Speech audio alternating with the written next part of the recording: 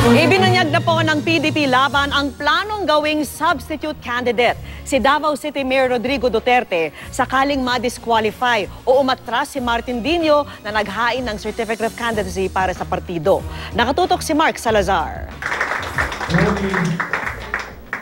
Isinapubliko ng Partido Demokratiko Pilipino Lakas ng Bayan o PDP Laban ang kanilang Plan B sakaling mag-withdraw o ma-disqualify ang kanilang pambato sa pagkapangulo na si VACC Chairman Martin Dino.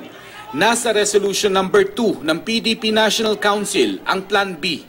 Wherefore, be it resolved, as it is hereby resolved, to substitute Martin Bobot Dino in case he withdraws from the presidential race with Mayor Rodrigo Roa Duterte, and who must dutifully abide by the decision of the party. Ayon sa COMELEC, sakaling madeklarang nuisance daw ang isang kandidato, siya lang ang madi-disqualify at hindi ang partido na nag-nominate sa kanya. Lalo't imbis na pagkapangulo ay pagka-mayor ng Pasay ang nailagay sa COC ni Dino. So if someone files a COC and he is subsequently disqualified, that slot remains viable. Pwede ka magpasok dyan. Local political party ang nilagay ni Duterte na maghain siya ng Certificate of Candidacy sa pagka-mayor ng Davao.